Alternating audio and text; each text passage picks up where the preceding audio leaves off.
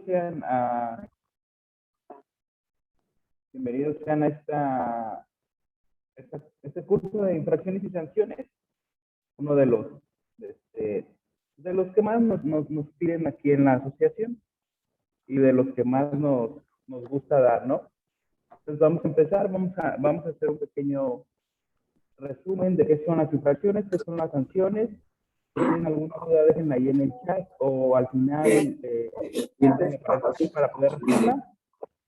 Y pues vamos a comenzar. Como les decía, mi nombre es Pedro Arellano, soy gerente jurídico de aquí de la asociación. Y vamos a empezar con la definición de infracciones y sanciones. Por ejemplo, la definición de infracción viene del latín infractionis, que significa rotura, que significa también una transgresión o un quebrantamiento de una ley, pacto o tratado o de una norma moral, lógica o doctrinal. Lo que quiere decir es que una infracción es a cualquier transgresión, cualquier rompimiento, cualquier rotura de ya sea de una ley, de un pacto, de un tratado, de un acuerdo, de una norma que puede ser moral, lógica, religiosa, etc. Y sanción viene del latín sanctionis, que significa que es pena que una ley o un reglamento establece para los infractores, que eso es la que nos va a interesar. Básicamente es a toda infracción va a corresponder una sanción. En este caso, vamos a hablar pues, de infracciones y sanciones fiscales administrativas del orden aduanero. Y por último tenemos lo que significa una multa, que una multa no es otra cosa más que una sanción administrativa o penal que consiste en la obligación de pagar una cantidad determinada de dinero. ¿Sí? Pueden existir más sanciones, pueden existir más diferentes tipos en que se dé una pena al rompimiento de una ley, pero la multa es siempre, vamos a hablar de un tema de dinero. Y bueno, ya entrando un poquito en materia, hay diferentes tipos de sanciones en la ley aduanera. La primera y la más importante son las multas. De hecho, hay un capítulo destinado única y exclusivamente a las diferentes multas, que son sanciones pecuniarias o sanciones de dinero en efectivo. La segunda es cuando la mercancía pasa a propiedad del fisco federal. Esto significa que la mercancía después de sufrir un secuestro de estos bienes, la mercancía, su propiedad y su uso y destino pasa a ser responsabilidad del fisco federal.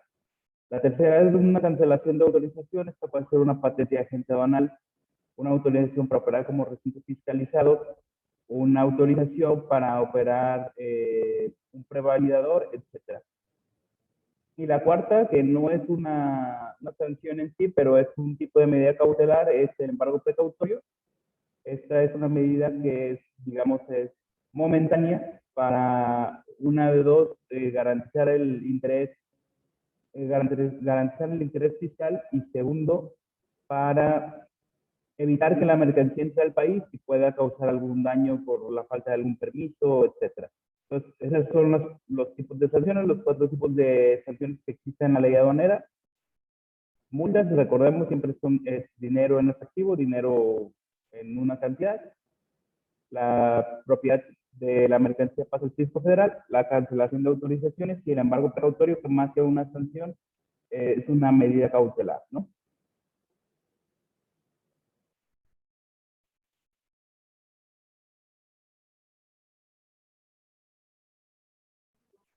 ¿Sí?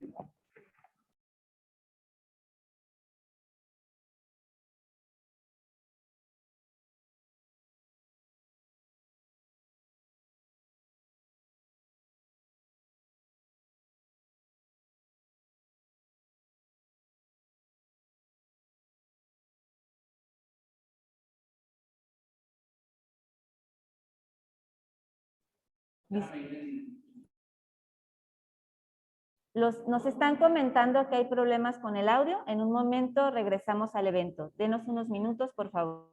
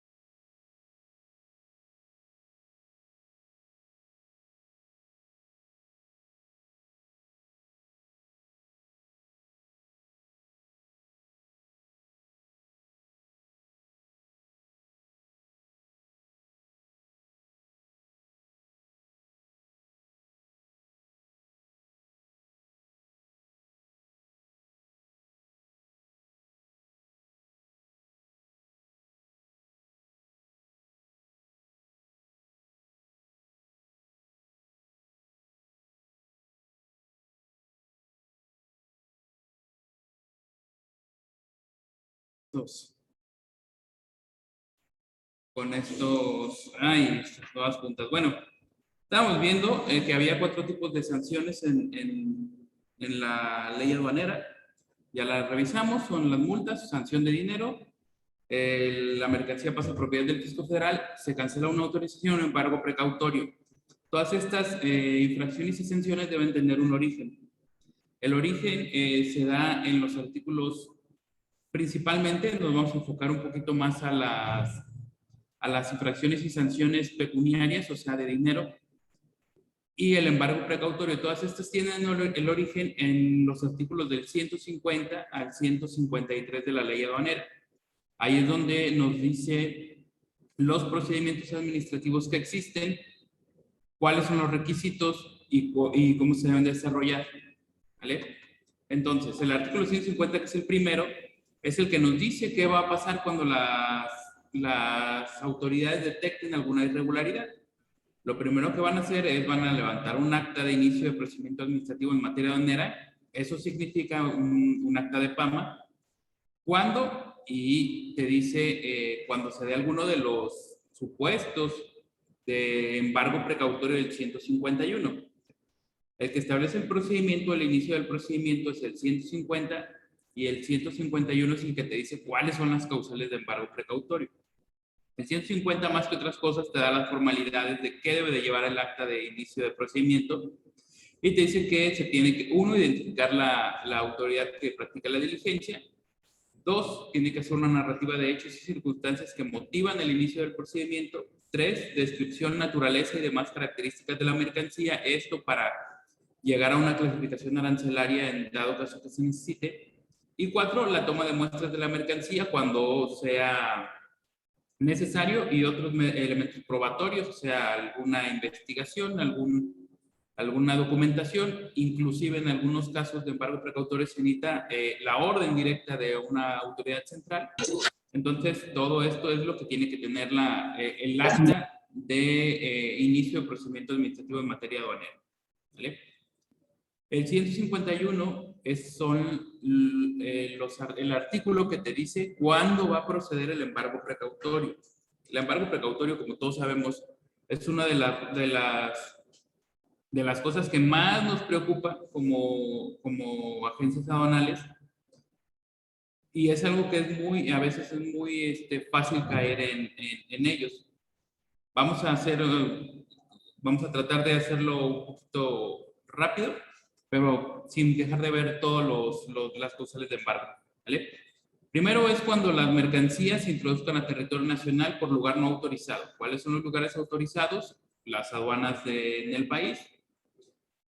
Entonces, si ingresamos una mercancía por un lugar no autorizado, lo primero que va a pasar es que de manera administrativa, dejando de lado todo el tema de derecho penal, lo primero es que se va a levantar una acta administrativa donde se haga constar el embargo precautorio de las mercancías.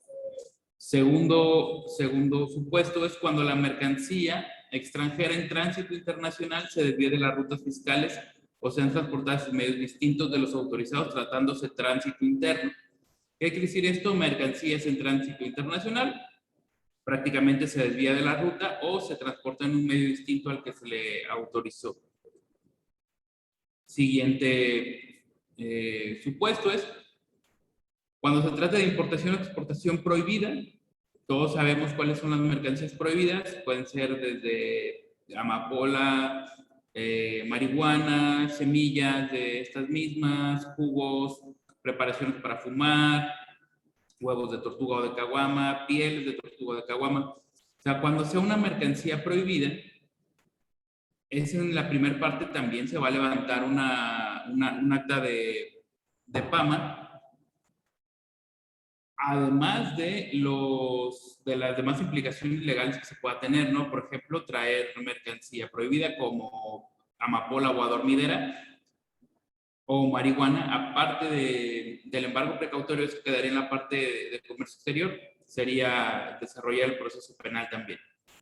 Esa es una parte. El siguiente supuesto es cuando sea mercancía que esté sujeta a regulaciones y restricciones no arancelarias y no se acredite su cumplimiento. ¿Vale?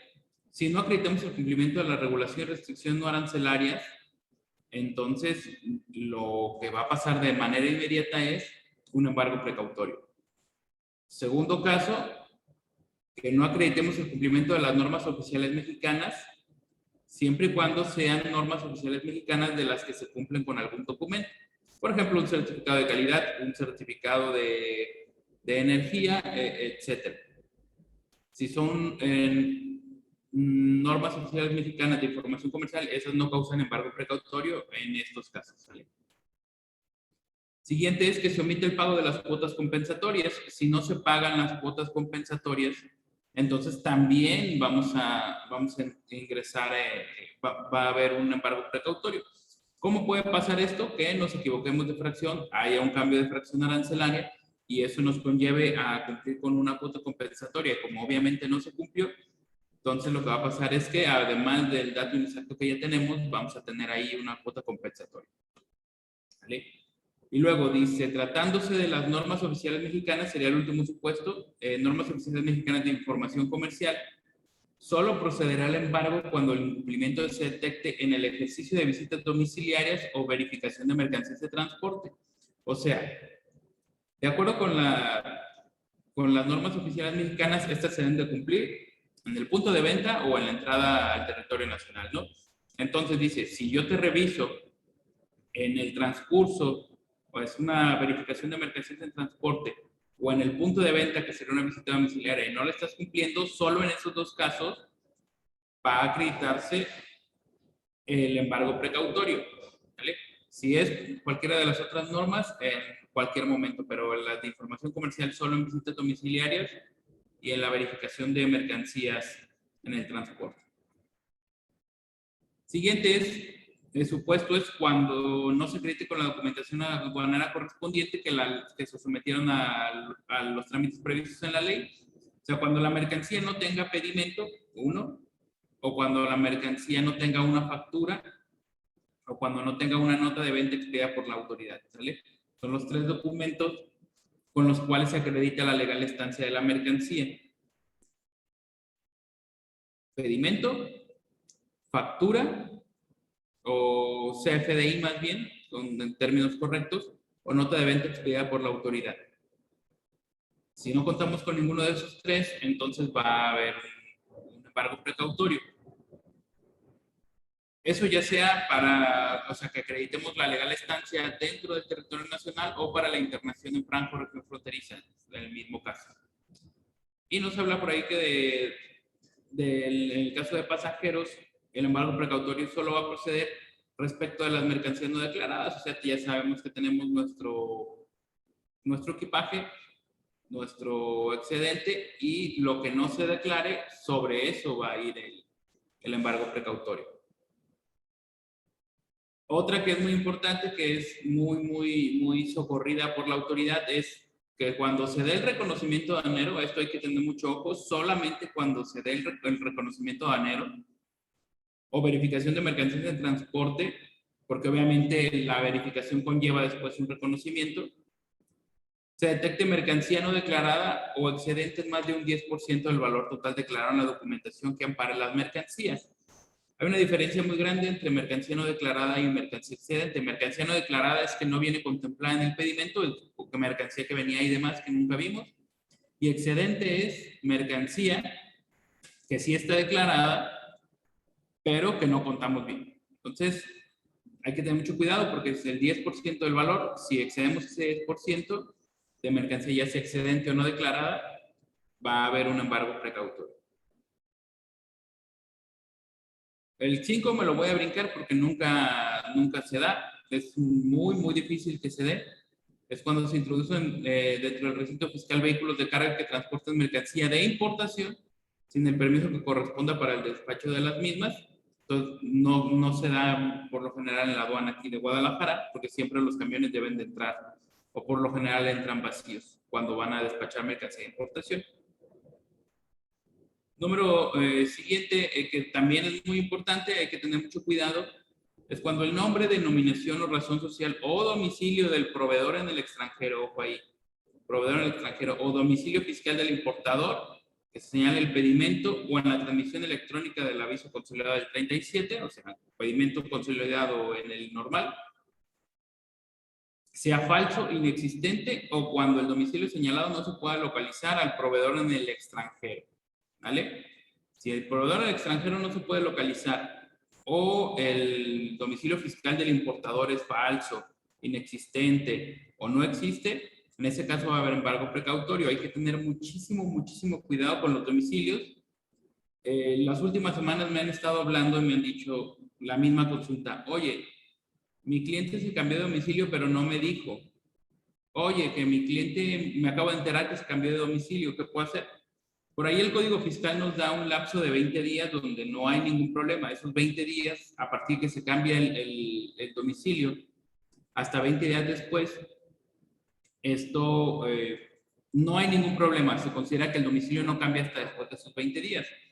Pero hay que recordar que nosotros como agentes aduanales que realizamos el pedimento, estamos obligados a declarar en ese mismo el domicilio que corresponda al RFC. No voy a declararle el domicilio de una sucursal o el domicilio que antes era de él. No, siempre se tiene que declarar el domicilio fiscal que está registrado en el RFC. ¿Vale? Ese es el que va en el pedimento para que no tenga problemas. Y es algo que hay que estar checando mes con mes, preguntándole a nuestros clientes si cuentan con el mismo domicilio, si han hecho alguna modificación, por más pequeña que sea, que le cambiaron interior 1 a interior 1A o 1B, hay que estarlo monitoreando porque es algo que aparte de traernos consecuencias de entrada de un embargo precautorio, puede ser motivo para una suspensión, cancelación de patente, inclusive para el mismo contribuyente de una suspensión en el padrón de importadores. Siguiente supuesto de embargo precautorio es cuando el valor declarado en el pedimento sea inferior a un 50% o más al valor de una transacción de una mercancía idéntica o similar. ¿Vale? Y aquí ya nos dice que tenemos que remitirnos a los métodos de valoración de la ley. Pero nos dice que excepto cuando se haya otorgado la garantía del 86A. ¿Qué quiere decir esto? Básicamente la subvaluación, cuando si tenemos una mercancía y la comparamos con otra y es 50% más barata de lo de otras mercancías en el mercado, entonces estaremos incurriendo en este supuesto, salvo que hayamos dejado una cuenta donde era de garantía, como lo marca el 86A, o sea, con su póliza y todo. No es muy común que se dé, sin embargo, hay ciertas mercancías que hay que ponerle especial atención: calzado, plásticos, manufacturas plásticas, sobre todo fundas de celular. Hay que tener mucho cuidado con este tipo de mercancía. O sea, más bien mercancías como de moda también, hay que tener mucho cuidado con este supuesto de subvaluación, porque básicamente es el que más se da. Ya nos dice también el mismo 151, que lo que les comentaba hace ratito. Hay dos casos, que es el 6 y el 7. Bueno, el 6 y el 7 es cuando el nombre o el domicilio sea falso o inexistente, y cuando haya subvaluación, se va a requerir una orden emitida por la autoridad no era competente, nos dice aquí, que por lo general es alguna autoridad central, para poder proceder al embargo precautorio. En las demás fracciones, también el medio de transporte va a quedar embargado, eso como garantía del interés fiscal. ¿Qué quiere decir esto? Que aparte de la mercancía que está embargada, el vehículo también va a quedarse ahí como garantizando el interés, o sea, que se paguen las multas, que se paguen las contribuciones omitidas, etc. Y ya en el tercer caso, aparte del vehículo, también el resto del embarque. ¿Qué entendemos por resto del embarque? La demás mercancía en el pedimento que no pueda llegar a tener problemas. Eso debemos de entender por resto del embarque. ¿Vale? También el resto del embarque, o sea, si llevamos 10 partidas, una partida fue la que tenía yo mercancía excedente, estaba subvaluada, o como sea. Entonces, ahí esa mercancía, la demás mercancía se va a quedar embargada como garantía del interés fiscal. ¿Cuál es la diferencia? Es que si no desahogamos bien el procedimiento o no se desahoga bien el procedimiento, cuando se determine, tanto en uno como otro, la mercancía puede ser liberada sin ningún problema. O sea, esa mercancía no queda afectada, solamente queda ahí como para garantizar el interés fiscal. Ok, ese fue respecto al procedimiento administrativo en materia aduanera. Es un procedimiento que conlleva embargo precautorio. Siguiente procedimiento, bueno, el siguiente procedimiento lo tenemos alrededor, en el 152, pero son dos tipos diferentes de procedimientos. Hay que, bueno, aquí nunca hemos tenido, nunca nos hemos puesto de acuerdo en cómo se llaman estos procedimientos. Algunas personas les dicen PACOS, que sería un procedimiento administrativo de contribuciones omitidas. A mí, la verdad, el término no me gusta nada, porque los franciscos nunca me han caído bien. No, no es cierto.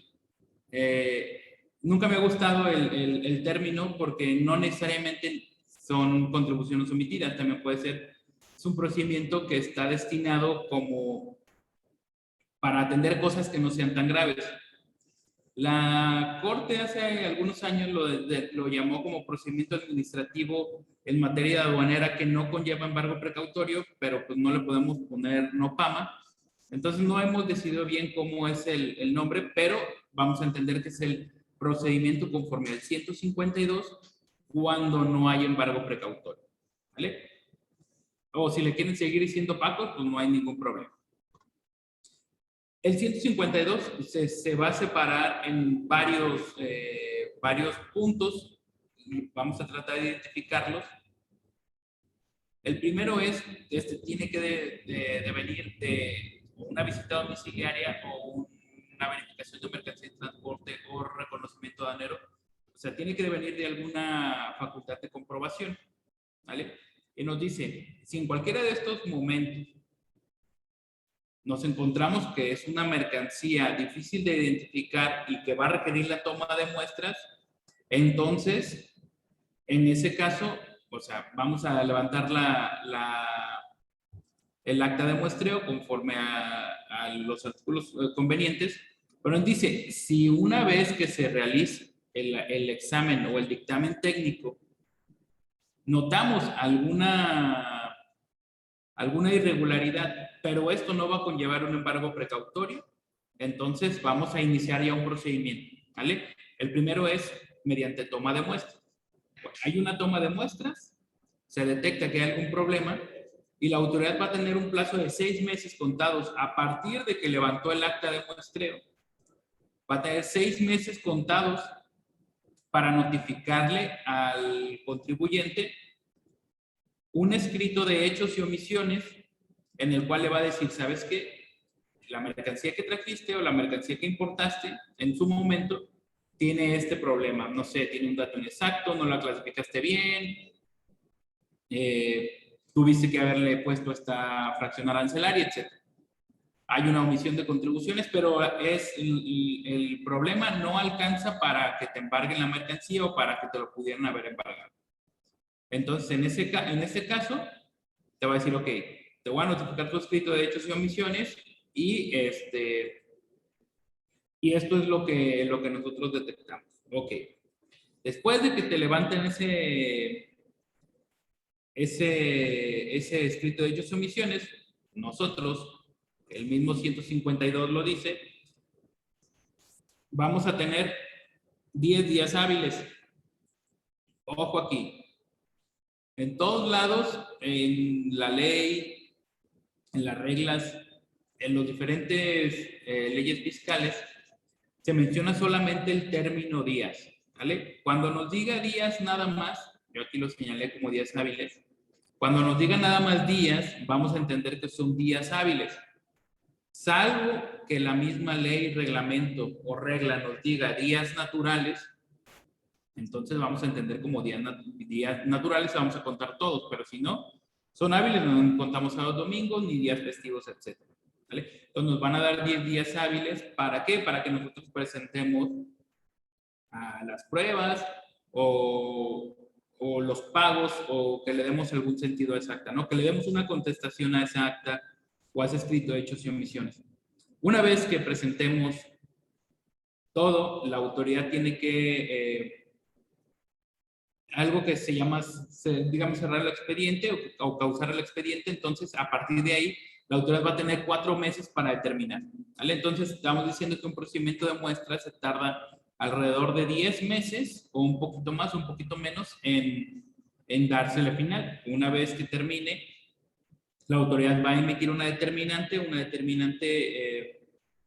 en la cual puede tener dos sentidos, una determinante con crédito o sin crédito. Esto quiere decir que no te va a cobrar o vas a quedar ahí con un crédito pendiente de pago.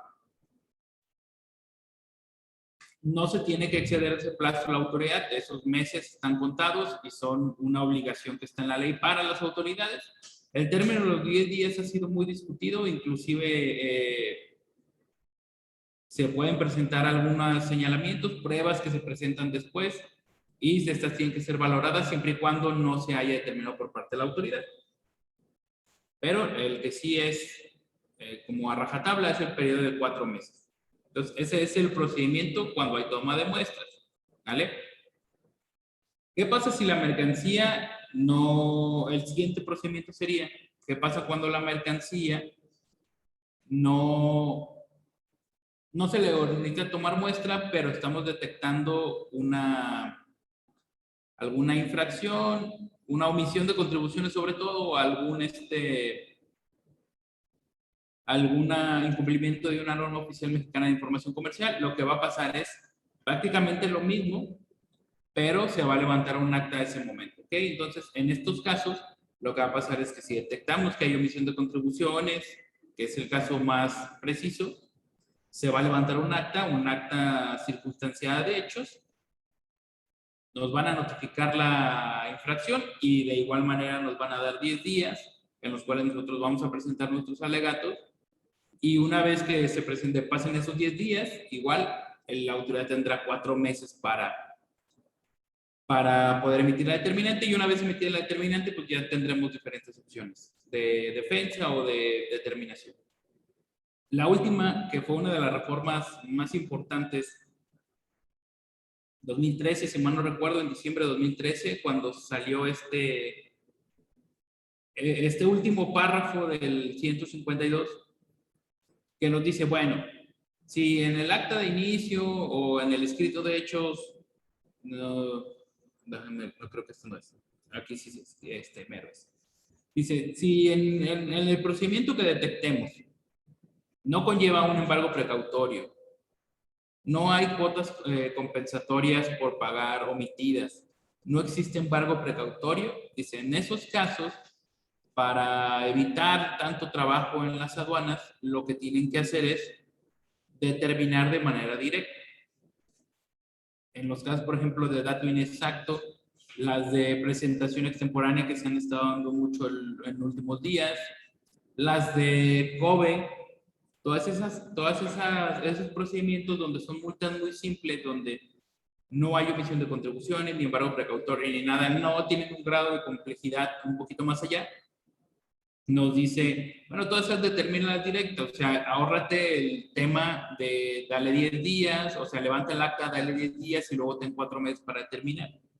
Aquí lo que pasa es que se ahorra todo ese tiempo, se determina directo y ya el contribuyente verá si puede impugnarlas o pagarlas dependiendo de sus posibilidades, y pasa directamente al cuento del trámite de ya sea juicio o recurso de revocación.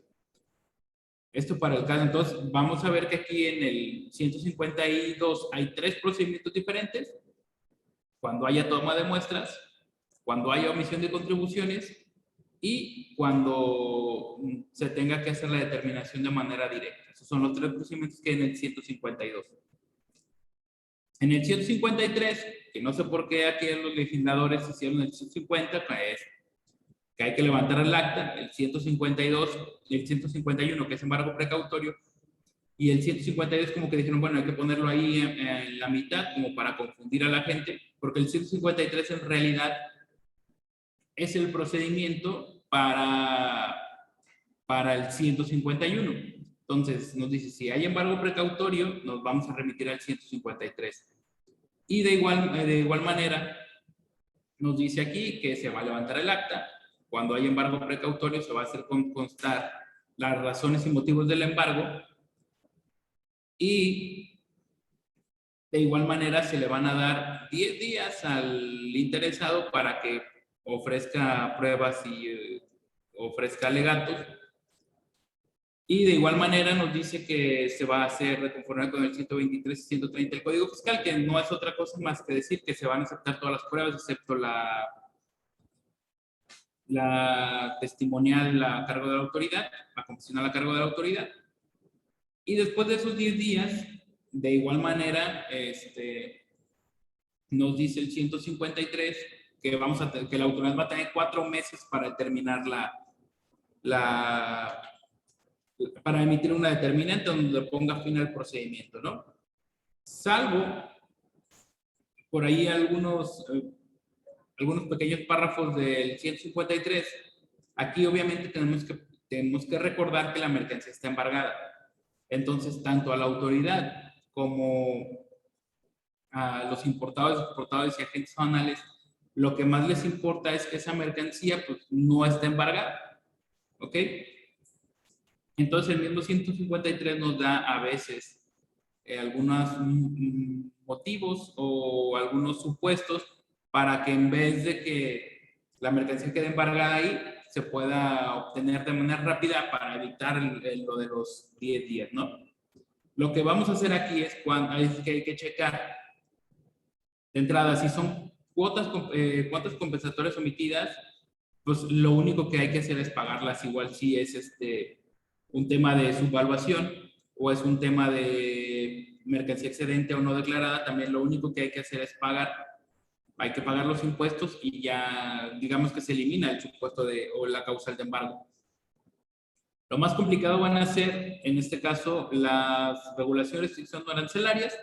Este es el mismo 183A, nos dice, cuando incumplamos con alguna regulación, vamos a tener 30 días, ¿sale? ¿Para qué? Para nosotros presentar esa regulación y una vez presentada se podrá obtener la mercancía otra vez. En el caso donde nada más haya que pagar, sea mercancía excedente o cuotas compensatorias omitidas, lo que vamos a hacer es que vamos a tener 5 días después de que nos levanten el acta. ¿Para qué? Para acreditar el pago. O sea, simplemente vamos a pagar los impuestos que quedaron pendientes, las cuotas compensatorias, etcétera. Y una vez que nosotros acreditemos el pago, le vamos a decir a la autoridad, oye, autoridad, ya pagué y no tengo ninguna otra problemática. Entonces, lo que quiero es que me apliques el último párrafo del 153 y me regreses la mercancía. Aquí lo que nos dice es que la autoridad nos va a decir, ok, yo voy a emitir dentro de los siguientes 5 días alguna resolución provisional donde te diga si me pagaste bien, si no me pagaste bien, y te entrego las mercancías, ¿vale? Entonces, este procedimiento del 153 aplica única y exclusivamente para cuando haya que pagar, por ejemplo, cuotas compensatorias, mercancía excedente o no declarada o subvaluación, ¿vale?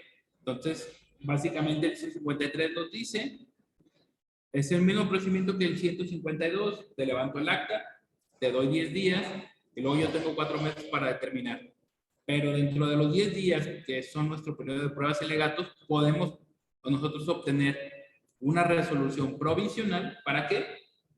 Para que la mercancía sea obtenida más rápidamente y no esperar hasta los 4 meses que se tardaría la autoridad en determinar.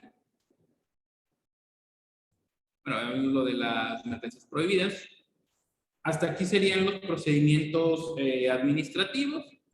Vamos a entrar ahorita ya de lleno en las infracciones y sanciones. Yo digo que aquí sería un buen momento para darnos un descanso, unos 10 minutos. Igual ya saben, si tienen alguna pregunta, pueden dejarla en el chat o dejarla para el final. Volvemos en 10 minutitos sin problema.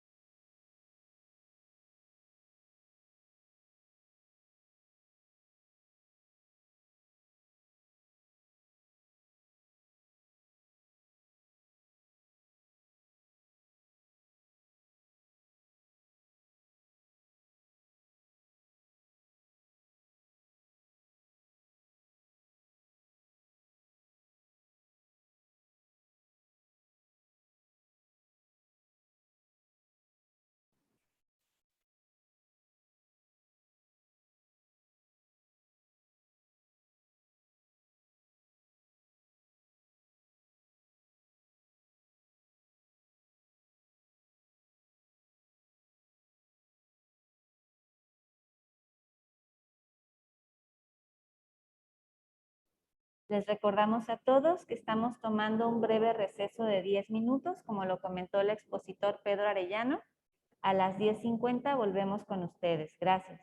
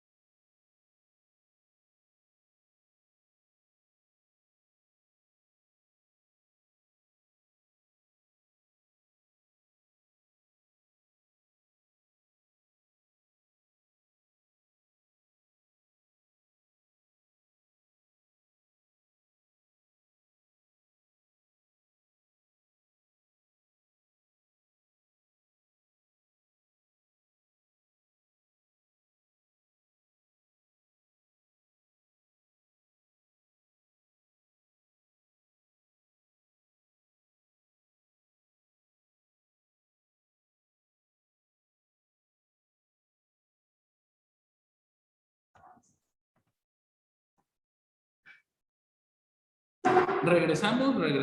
Vamos a continuar.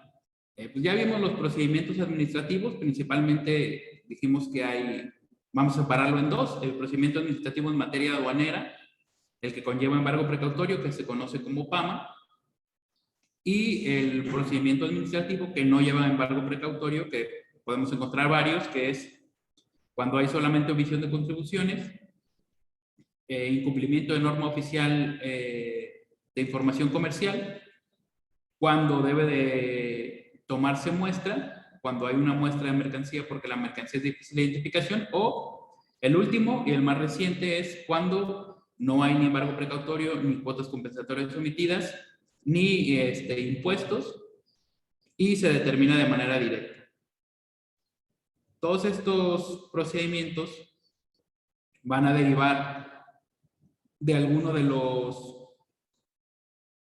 los supuestos de infracción relacionados en el capítulo que se estableció en la ley, a partir del 176 y hasta el 199, si mal no recuerdo, donde vienen las infracciones y las sanciones, incluso los descuentos, agravantes, atenuantes, etcétera.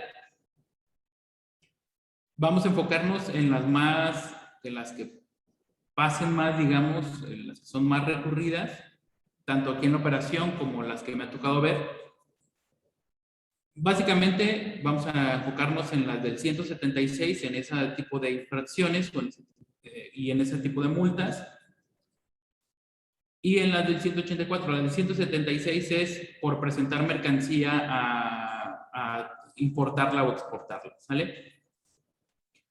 La primera, la más importante, la más recurrida también la primerita es que se omita el pago total o parcial de los impuestos al comercio exterior y en su caso de las cuotas compensatorias que deban cubrirse. Si por alguna razón pagamos menos impuestos, ojo aquí, al comercio exterior, o las cuotas compensatorias, nos van a levantar esta infracción. Recordemos que los impuestos al comercio exterior solo existen dos. Uno es el impuesto general de importación y otro es el impuesto general de exportación. Aquí el IVA, el IEPS, el ISAN, no son, aunque son impuestos y se pueden cobrar en un pedimento, estos no representan impuestos al comercio exterior. Única y exclusivamente se va a referir al IGI o al IJA, ¿vale? Al de general de importación o al general de exportación.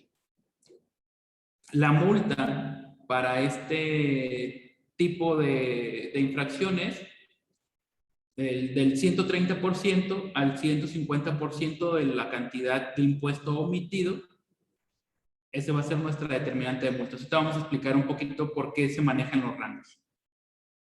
El segundo supuesto es sin permiso de las autoridades competentes o sin la firma electrónica del pedimento que demuestre, uno, el descargo total o parcial del permiso antes de realizar los trámites del despacho aduanero o sin cumplir con cualquiera de las otras regulaciones o restricciones no arancelarias. ¿Qué quiere decir esto? Que yo en el permiso de cupo no hice bien los descargos o no acredito los descargos en el pedimento, o no estoy cumpliendo con alguna de las regulaciones y restricciones no arancelarias que se emitieron conforme a la Ley de Comercio Exterior. Esto quiere decir que cualquier regulación que emiten las secretarías autorizadas para ello, ¿vale?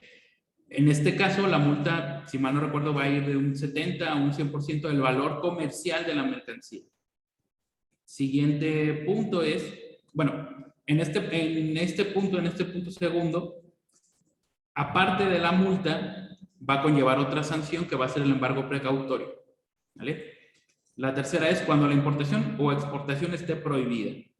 Si la importación o la exportación es de mercancía prohibida, también se va a levantar un acta de PAMA, se va a embargar la mercancía y se va a cobrar una multa. También nos dice, o cuando las maquiladoras o empresas con programa autorizado por la Secretaría de Economía realicen importaciones temporales de conformidad con el 108, o sea, de mercancía para insumos, y esta mercancía no se encuentra amparadas en su programa. Recordemos que ya el registro de las mercancías en el programa ya no existe, entonces digamos que está un poco en desuso esta norma. Sin embargo, hay algunas que todavía tienen ahí algún problemita, entonces nada más hay que verificar que no vaya a haber algún problema con las importaciones temporales, digamos. El 4 básicamente dice, cuando se ejecuten actos idóneos inequívocamente dirigidos a realizar las operaciones a que se refieren las fracciones anteriores, que esto es, en derecho penal, es lo que se define como tentativa de algún delito es que se quiso realizar el delito, la intención del delincuente o del pseudo delincuente o del implicado es realizar esa acción, por ejemplo, un homicidio o un robo, pero no se llegó a concluir. Entonces, esto es como la tentativa de, o sea, si se tiene la tentativa de omitir o de no cumplir con alguno de los permisos, o si tiene la tentativa de importar o exportar mercancía prohibida, entonces también se va a determinar este tipo de infracción. También cuando se internen mercancías extranjeras procedentes de la franja o región fronteriza al resto del país, también va a surgir esta infracción. Esta es, lo único que tiene esta es, en estos momentos es por el IVA. Por el IVA, o sea, si yo intento sin acreditar con la documentación y paso mercancía de la franja o región al territorio nacional, también va a ser ahí la infracción. Cuando se pretendan extraer o se extraigan mercancías de los recintos fiscales o fiscalizados sin que hayan sido entregadas legalmente por la autoridad o por las personas autorizadas para ello. O sea, cuando yo voy y agarro mercancía del almacén y prácticamente la sustraigo, en ese caso también es una causal de infracción. Siguiente es cuando la importación o exportación o retorno de las mercancías se determina el reconocimiento aduanero y no se pueda llevar a cabo por no encontrarse las mercancías en el lugar señalado para tal efecto. ¿Qué quiere decir esto? Es que yo tengo un pedimento y una de dos, o el pedimento que tengo cuando lo modulo, ya sea Impo, Expo o en retorno, determina el reconocimiento aduanero y las mercancías no están, puede ser por dos razones, porque tengo una mercancía diferente, porque en el almacén me entregaron una mercancía que no era, o porque no la cargué y no está la mercancía para poder realizar el reconocimiento de esta mercancía. Parece que no dice, no, cómo va a pasar, pero sí pasa y pasa muy seguido. Sobre todo cuando se equivocan en importaciones, cuando se equivoca el almacén y nos da una mercancía que no es. Y en exportaciones cuando no se hace una revisión antes de ingresar la unidad y resulta que el pedimento que traigo no corresponde con la mercancía que estoy presentando a despacho. En estos casos, aparte, se va a levantar la infracción porque no tengo cómo acreditar la legalidad de la mercancía o cuando no se puede realizar el reconocimiento aduanero. ¿Vale? Siguiente es cuando las mercancías de tránsito internacional se desvíen de las rutas fiscales o en tránsito interno cuando sean transportados en medios distintos a los autorizados. Recordemos que esta también era una causal de embargo precautorio. Siguiente, cuando se introduzcan o extraigan mercancías al territorio nacional por aduana no autorizada, que era la que veíamos al principio de las primeras causales de embargo, cuando no se introduzca o se extraiga mercancía por un lugar autorizado que es las aduanas. Siguiente, cuando no se acredite, que era lo que les comentaba, con documentación aduanal correspondiente la legal estancia de las mercancías, o sea que yo no tengo ningún pedimento, no tengo algún documento que acredite que las mercancías se sometieron a los trámites previstos en la ley, y entonces, aparte del embargo, va a conllevar una multa. También, cuando el nombre o domicilio fiscal del proveedor o importador señalado en el pedimento o en la factura sean falsos o inexistentes.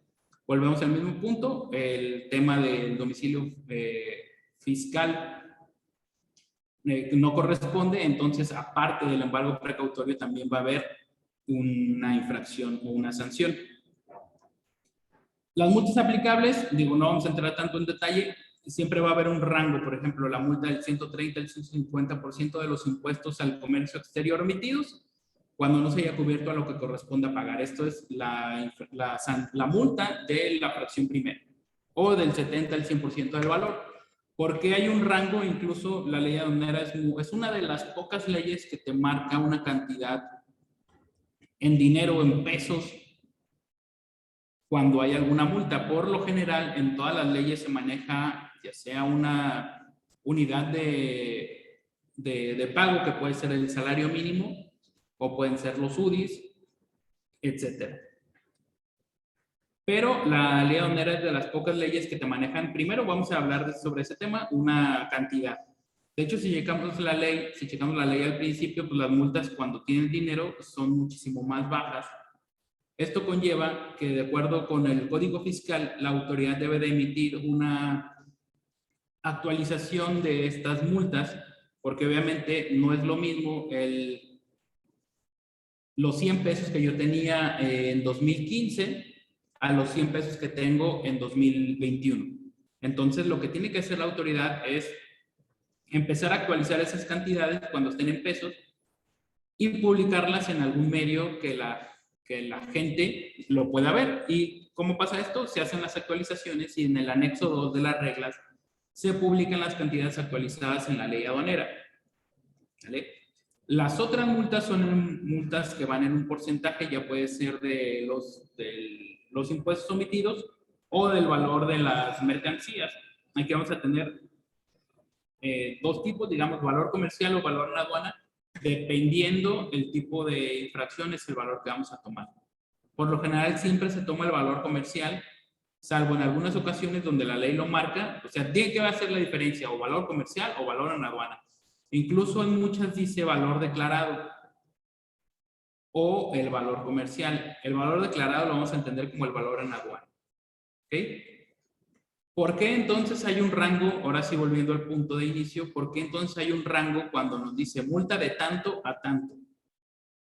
Esto quiere decir que dependiendo de nuestra conducta o dependiendo de nuestras agravantes, tenemos que determinar un rango que esté entre, por ejemplo, entre el 130% y el 150%. ¿Vale? Nosotros, como una de las bases del derecho fiscal derivado del derecho canónico romano, quiere decir que el derecho fiscal es autodeclarativo, o sea que yo voy a declarar cuántos impuestos pago, por eso nosotros mismos hacemos las declaraciones. Yo voy a determinar también cuando me equivoco, por eso tenemos el beneficio a hacer rectificaciones o a presentar declaraciones complementarias. Y también yo voy a decir, ¿sabes qué? Me equivoqué, la regué, voy a imponer mis propias, me voy a determinar yo el pago de mis multas. Entonces lo que vamos a hacer es, por ley, siempre vamos a tomar el valor más bajo. En caso de que exista algún agravante, el obligado a determinar el rango entre esas multas es la autoridad. En este caso, la autoridad aduanera te va a decir, ¿sabes qué? Está bien, pero me declaraste un domicilio falso, eres reincidente, etcétera, entonces no te puedo determinar el 130%, tiene que ser el 140 o el 145 o el 135, etcétera, o inclusive el 150. Pero como nosotros declaramos nuestras propias multas, siempre vamos a declarar la cantidad más baja, ¿vale? Eso es un punto. El segundo punto por los cuales están en rango es porque si fuera una cantidad exacta o fuera una sola cantidad... Ya me dieron acceso. Ahí se metió un ruidito, pero ya que... Bueno, si fuera una cantidad exacta, estas multas serían ilegales. De hecho, fue algo muy común a mediados de los 90s que las multas de tránsito que emitían los estados decían, por ejemplo, pasar con un alto son 1,000 pesos, por ejemplo. Eso significa que si yo dejo solamente una cantidad, se declara que es inconstitucional. ¿Por qué? Porque no todos tenemos la misma capacidad de pago ni las mismas agravantes o atenuantes. Entonces, lo que dijo la Suprema Corte es, para todas las multas debe existir un rango, y si no existe ese rango se declaran ilegales, y si son ilegales, pues si están ahí y no están, es básicamente lo mismo.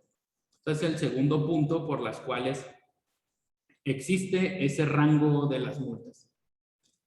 Y como contaba hace ratito, nosotros siempre vamos a tomar el más bajo, que también es una trampa que se ha hecho a lo largo del tiempo. ¿Por qué? Porque la Suprema Corte dijo, ok, si la autoridad determina el monto más bajo de la multa, no está obligada a fundar ni motivar el por qué llegó a esa determinación de que determinó la más baja. Entonces, si yo digo, ok, me voy a multar con el 70% del valor comercial de las mercancías, pago mi multa, aquí está autoridad. La aduana, si dice, ¿sabes qué? Lo más correcto es que pagues el 75%, tiene que fundar y motivar por qué llegó a ese 75%. Hacer una valoración de multas es una de las cosas más difíciles que existe en derecho fiscal y sinceramente no conozco a nadie que lo sepa hacer bien. Entonces, ¿qué es lo más fácil? Pues declarar, decir, el 70 no tengo que fundar ni motivar, ok, entonces pues estoy de acuerdo contigo y se paga eso. ¿Vale? Entonces, por eso siempre vamos a pagar el valor o el precio más bajo. Ok, esto nada más para que chequen, 176 compagina con el 178, ahí vienen establecidas las multas. Y el siguiente artículo que vamos a analizar es 184, que es infracción relacionada con la obligación de transmitir, presentar información, documentación y declaraciones. ¿Vale?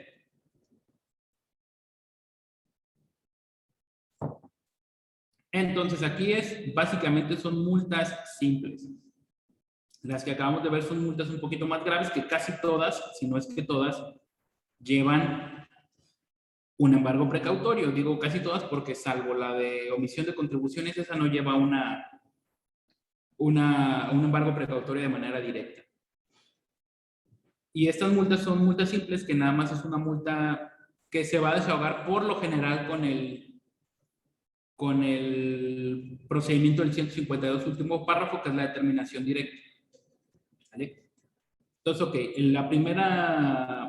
el primer supuesto de infracción es que se omita transmitir o presentar a la autoridad aduanera en documento electrónico o digital. Ya saben la diferencia, el documento electrónico es aquel que nace desde los sistemas computacionales, o el documento digital, que es aquel que se hace una digitalización, ya sea un escaneo, etcétera, que no lo presentemos o lo hagamos de forma extemporánea. De forma extemporánea se entiende a partir del momento que yo estaba obligado, no lo presenté y lo presento hasta cualquier otro momento después. O sea, lo presento en un momento que no es el idóneo para yo acreditar que cumplí con los diferentes documentos que estoy obligado, ¿no? Y nos dice que la información que ampare las mercancías que se introducen o extraen del territorio nacional sujetas a un régimen aduanero, básicamente es que sea un anexo o el mismo pedimento, o de los vehículos que se transporten, donde se almacene, etcétera, etcétera, etcétera, siempre y cuando esos documentos estén en el 36 o en el 36A de la ley y demás disposiciones aplicables. ¿Qué quiere decir esto? El 36 nos dice la obligación de transmitir un pedimento, ¿ok? Y el 36A nos dice la obligación de anexar documentos a ese mismo pedimento, que puede ser el COBE, el certificado de origen, el documento que ampare el cumplimiento de las normas oficiales mexicanas, el documento que ampare cumplimiento de las regulaciones y restricciones no arancelarias, etc. Incluso la guía aérea puede entrar ahí, el BL puede entrar ahí, inclusive la carta aporte puede entrar ahí en caso de vehículos terrestres.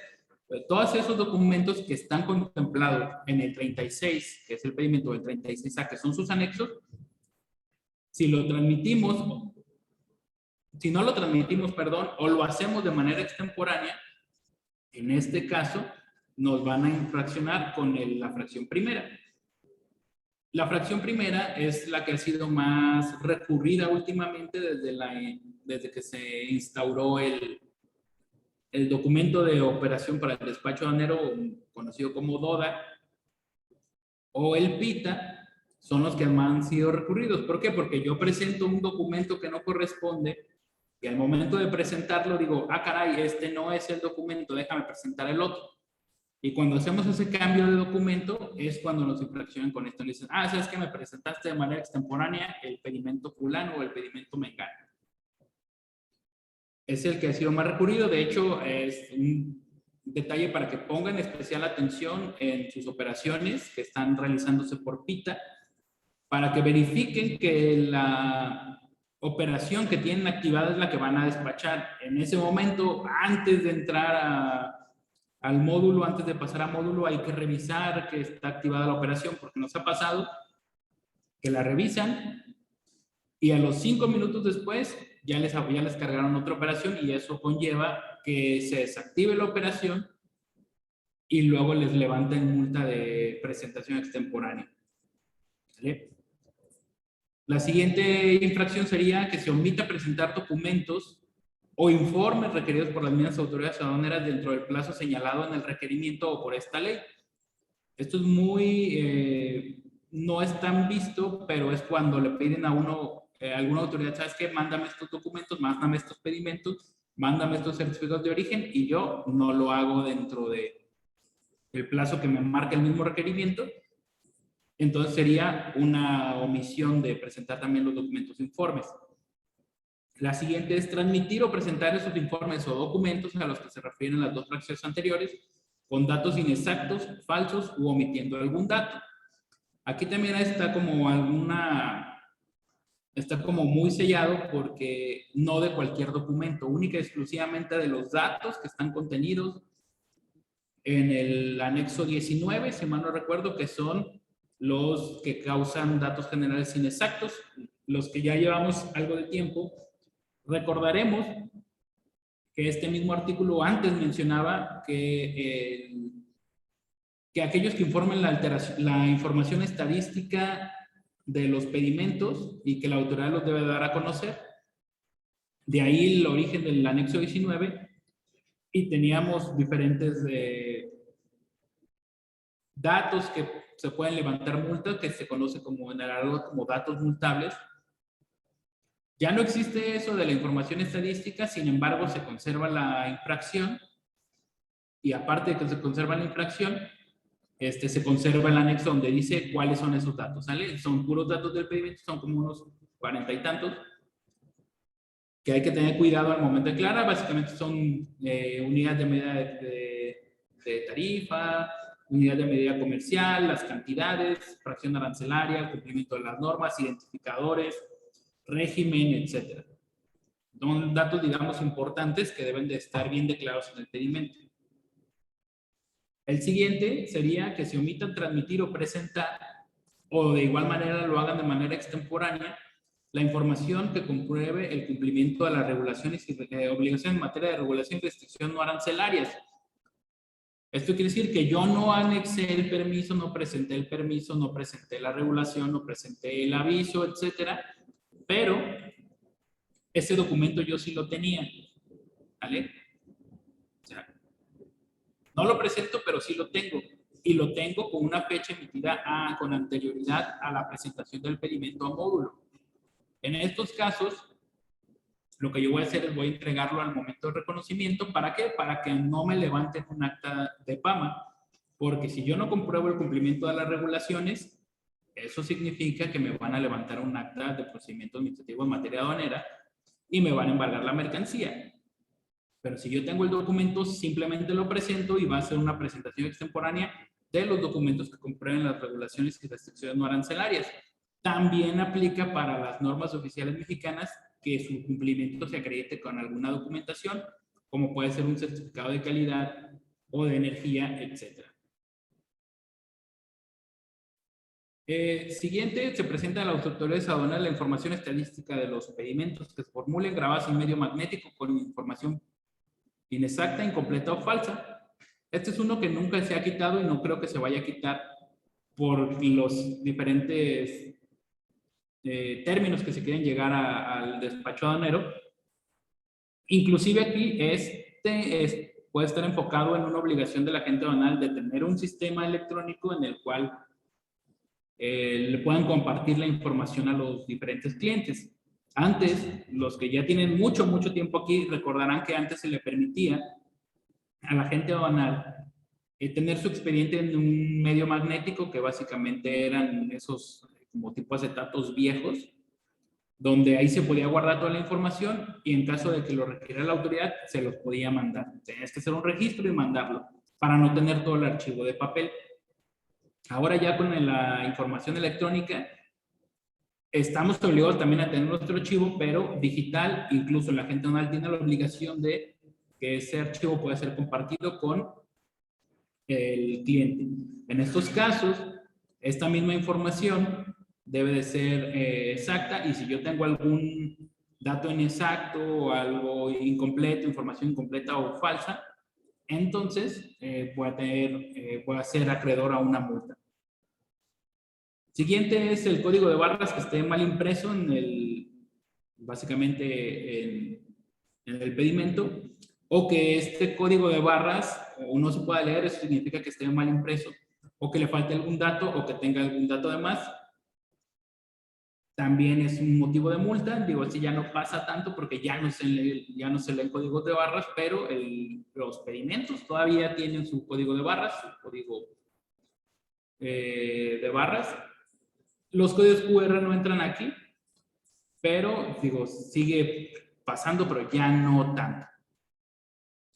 Igual, cuando omites presentar imprimir en el pedimento, en el aviso consolidado del código de barras, cuando sea una operación consolidada, volvemos al mismo punto.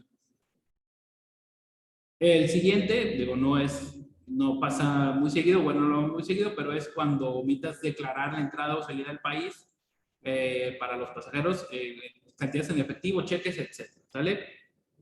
Aquí también te van a dar una infracción.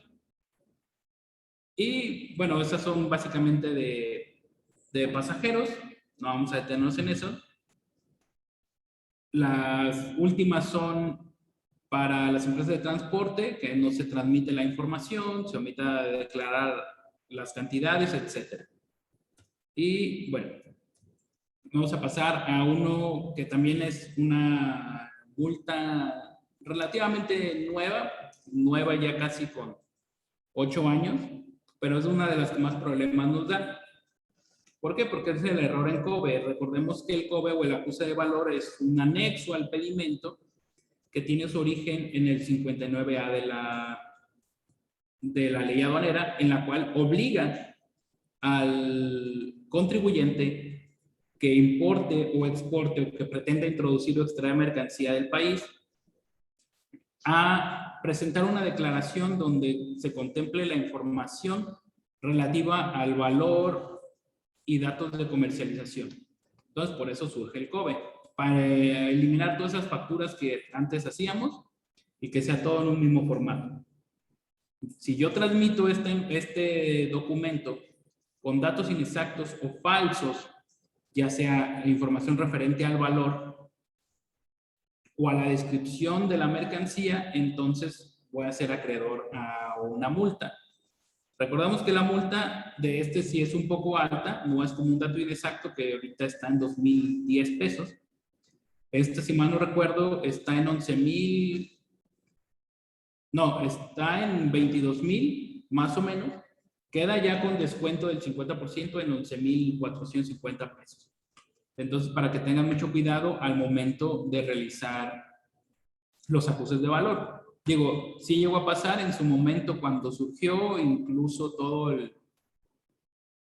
hace algunos años todavía se veía que era la que más se levantaba, porque para la autoridad es muchísimo mejor levantar una multa de 11,000 que una multa de 1,000 pesos.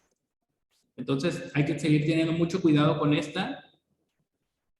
Estas multas, siempre me gusta comentarles que estas multas se combatieron todas en su mayoría hace ya algunos años cuando empezaron a salir. Por ahí hubo algunos tribunales que nos daban la razón porque nosotros alegábamos que no era obligación de la gente aduanal transmitir el COBE, por lo tanto no era un sujeto de infracción. Algunos tribunales dijeron que teníamos la razón, otros nos dijeron que no.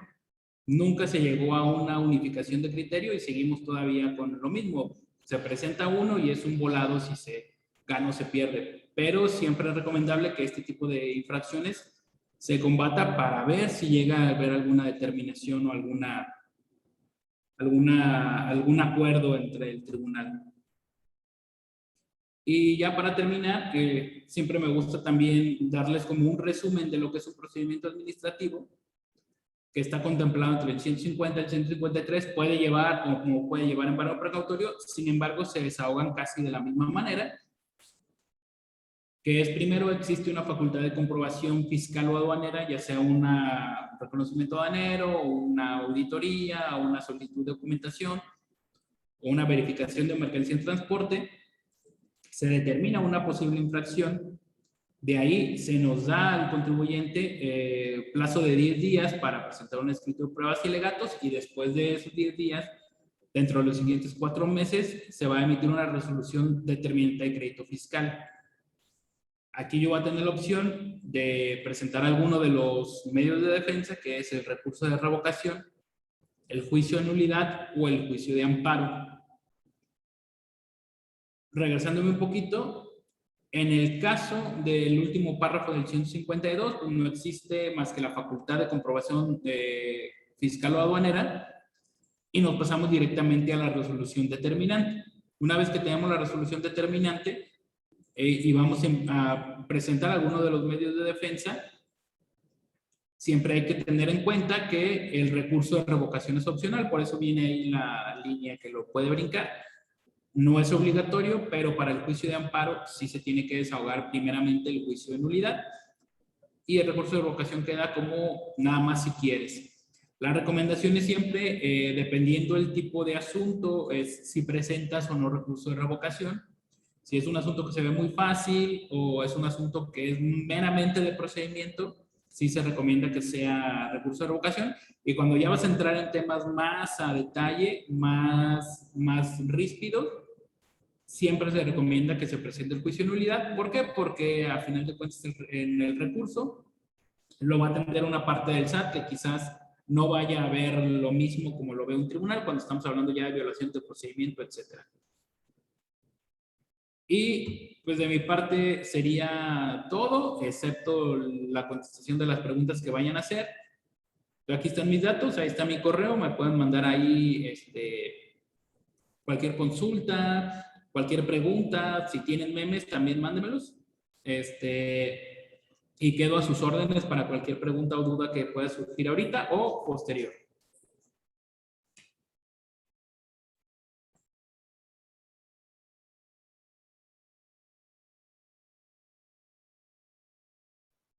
Les recordamos a todos los participantes que este es el momento para hacernos llegar cualquier comentario, cualquier duda. Asimismo, he recibido algunos comentarios respecto a compañeros que ya no están en el evento. Si no tenemos su usuario de Zoom identificado dentro de la lista de confirmaciones, por control y seguridad de todos, no se les permitirá continuar dentro del mismo. Entonces, les recordamos verificar su usuario en Zoom antes de accesar a la reunión para que puedan continuar durante todo el evento y no tengan ningún problema.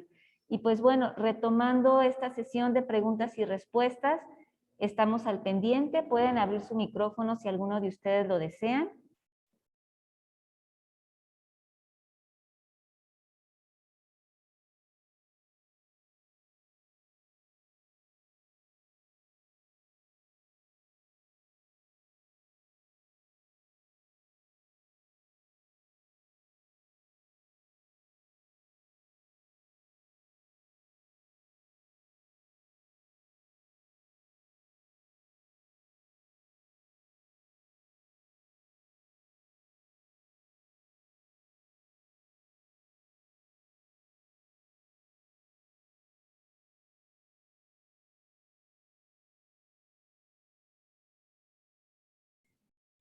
Mientras tanto, les recordamos, tienen en pantalla el código QR, es muy importante para nosotros, nos regalen sus comentarios a través del mismo, únicamente los escanean y los conectan a la página de la asociación.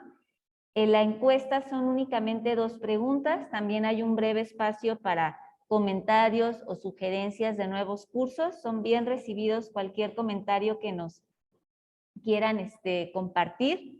Y pues bueno, si no tienen algún otro comentario, les agradecemos como siempre el